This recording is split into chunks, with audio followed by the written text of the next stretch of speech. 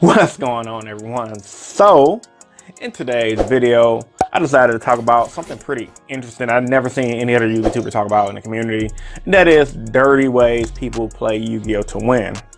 And the reason why I want to make this video is because, you know, I've been in tournaments and I've seen some shit in my day, bro. Like, real talk, I've seen people just try to win in some dumbass ways. So in this video I'm going to go over those things and hope to give you guys a good laugh.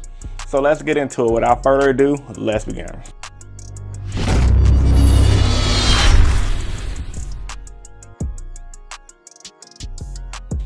Start off by saying, man, if you guys haven't checked out my skit I uploaded earlier yesterday, fucking player, sir. My entire job will be proudly fucking players. Check it out, some awesome skit, about a 1-minute skit. I have it posted in the iCard up here.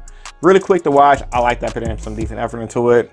Not my best work, but I think it was pretty cool. So check out my skit and let's try to get this video to 200 likes, man. YouTube has really been fucking with me and all other YouTubers. So if you guys, again, if you're watching this video, or if you like it or dislike, but you like me as a person, hit that like button, support the channel, man, because YouTube is really taking likes and comments and shit into consideration. So if you guys want to support your boy, do that for me and I really highly appreciate it. So start off with my number 7 rule, or really way people try to play Yu-Gi-Oh dirty. Rule sharking. No, actually, no, that's not number 7. Number 7 is slow playing. Now, slow playing, playing slow, trying to go to time. That's something that's a big issue in Yu-Gi-Oh for a while now. I propose we do like chess, where the opponents should, in theory, get about 2 to 3 minutes a turn to make their play and pass. But with the way Yu-Gi-Oh is structured now, a lot of decks like Gaokis and Spirals take a long time to set up, even because there's so many different things you can do.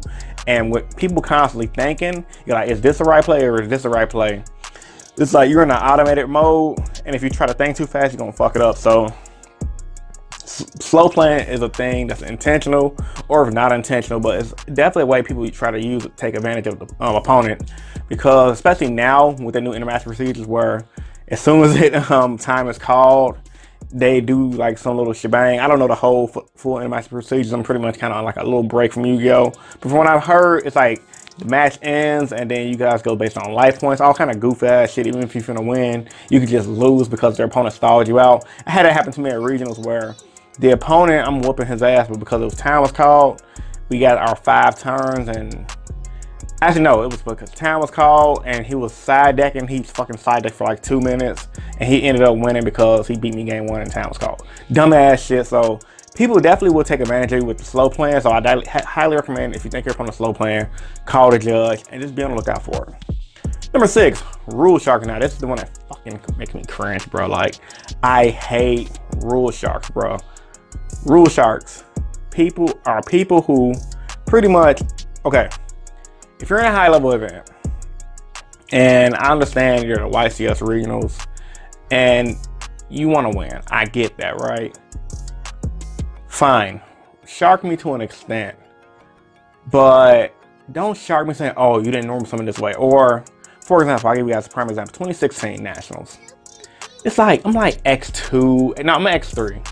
It's like 2 o'clock in the morning, right? Me and my opponent is going back and forth, letting each other be chill, letting each other, you know, take turns. And you know, we were giving each other takebacks pretty much. You know what I'm saying? I don't mind giving my opponent a take back. It is what it is. I'm not gonna say, you did it, you had your chance to do this already, you can't have a take back. This motherfucker did to me, guys. I'm sorry, man, you didn't resolve that properly. I'm like, but you knew what I was trying to do though. It's 2 o'clock in the morning. I'm tired, you tired. I said, activate this, activate this, activate this. Well, this misses timing because you didn't resolve it the correct way. Even though you had a valid play, I was just like, so we've been giving each other takebacks this entire fucking duel, and this dude just gonna try to play me like that. I'm like, you know what, nigga, you can have it. We both X3 anyway, so evidently you want to try to top that much more batter than me anyway. I went to the event the next day, didn't see him at none of the top tables, so obviously his tiebreakers didn't mean shit. So be on the lookout for rule sharks, guys. No one likes them, everyone hates them. Some people rule shark. Some of you guys may rule shark and you think it's cool because you feel like, hey, you paid your money for an event, ain't no takebacks. That's fine and dandy, but If someone makes a mistake in normal summon, and they 2 seconds later like, no, actually I don't want to know. You already put it on the table. It's like, bruh, seriously. Number 5, playing too fast. Now, this is something I see a lot of people do a lot, and I wouldn't really call it cheating, but it's like borderline cheating. They're going through their plays, like boom, boom, boom, boom, like a robot, right? And they're like, I have a response, like, well, you're too late. You didn't respond. You didn't chain max C when I did this. I'm like, it's like, nigga, chill out. I have a response. Give me time to use my card. And they'll look at you with the shitty face, like, oh, Judge. And Judge go over there, be like, what's going on? And you be like, I tried to activate max C and this motherfucker was just moving too fast. Judge like, don't waste my time calling Judge again. This is a warning on you. And I'd be like, yeah, nigga, suck a dick. So it's just like, man, bro, people be trying to play too fast and they just be trying to throw you off your square, aka your game. And the reason why they do this is because they want you to forget about what they're doing. And this can eventually lead to cheating. Like, for example, you see this all the time on a live stream for Yu-Gi-Oh! Where players move too fast, the opponent don't have a response anywhere, so they're just looking at them like, okay, and then the opponent, they done did so much shit in one turn, the guy tried to normal summon again or special summon. I mean, I've done it accidentally, so I'm not gonna try to say everyone who does this is doing it on purpose, but slow down when you guys are playing, and that way people won't think you're trying to cheat. But this is borderline cheating because some people do this on purpose. Trust me, I've met motherfuckers who I know do this. So yeah, playing too fast is definitely something people do a lot. Number 4, trying to scare people. So this is funny, right? So you guys know Yu-Gi-Oh! Attracts people from all forms of backgrounds, from the hood like me to motherfuckers who from the suburbs and etc. Over my years of playing Yu-Gi-Oh! I've met a numerous amount of players. And I've known a few players who've done this to people, which is kind of fucking stupid, but people try to scare people, man. Just be real. So people like literally talk shit to their opponent for while they're playing, saying, hey man, you beat me, I'm whooping your ass. And they probably won't do it. They just trying to fuck with the people. But a lot of people from the suburbs and who ain't used to that kind of activity, they ain't used to that type of aggression. So they get scared and they just scoop it up and say, fuck it, man, this ain't that serious. And people will try to roast you during your game, all kind of shit, bro. So fortunately enough for me, I've never had to deal with this because somebody try to scare me, I'm not going, we can be fighting. Fuck that shit. Nigga ain't finna try to punk me from playing some damn Yu-Gi-Oh, bro. It's Yu-Gi-Oh. But we do have the Yu-Gi-Oh gangsters who try to fight at advance, who complain about somebody beating them on rogue decks, who complain about every little change with the game, and they wind up either getting banned from card shops or constantly into fights. Unfortunately, this community exists in Yu-Gi-Oh! And they try to pretty much do this because they hate losing, so they want to intimidate people on how they do in the streets. And bringing the streets to the card game world is lame as fuck to me personally, but people will try to do this. So yeah, man, be on the lookout, and if you're not a pussy, stand your ground. If you're a pussy, call the judge or call a cop, whatever. Who knows? Number 3, bribes. So you'll get to a lot, especially at regionals and nationals. Now, actually not really at nationals though, because people expect you not to take a bribe at Nats. I've personally had people offer me money at regionals. I didn't take it.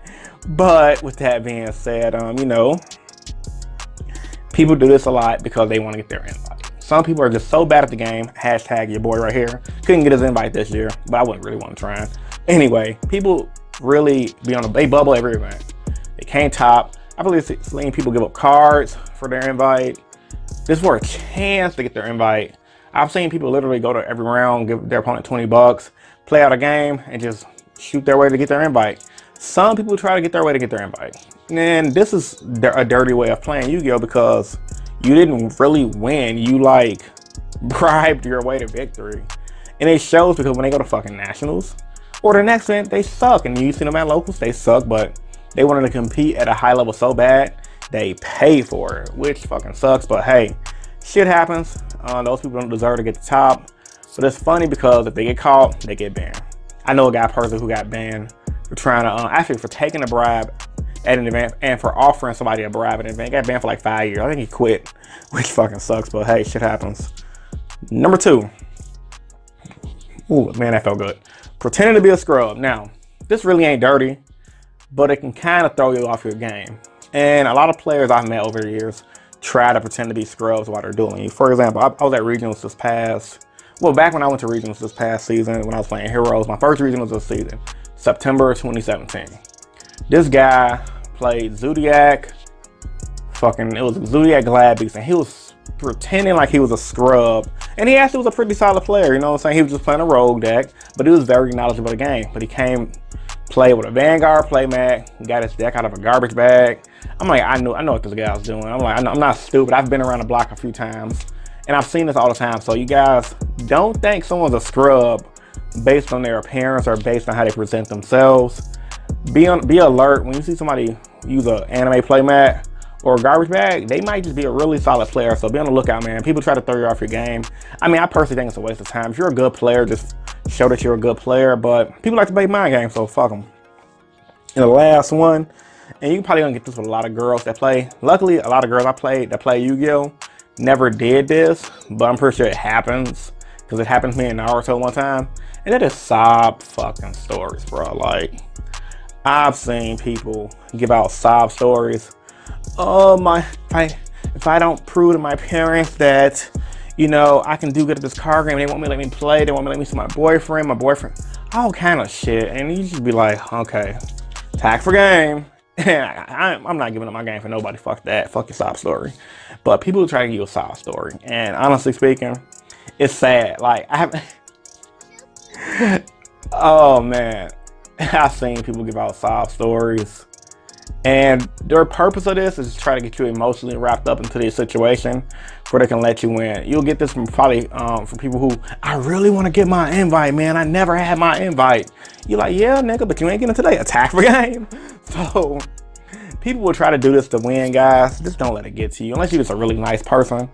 But just don't let it get to you. Ignore it and swing for the ropes. So with all that being said, man, post your thoughts and opinions about this video in the comment section down below. Have you guys experienced any of these things, or do you guys know any dirty ways players try to win? Let me know down below. I mean, this is kind of like a borderline how Yu-Gi-Oh players cheat video, but not really, because playing dirty really ain't cheating. It's kind of like bending the rules, but it ain't breaking them. So yeah, man, once again, this is InnovationYGO, and I'm signing out. Subscribe if you haven't. Peace and stay innovative. Deuces.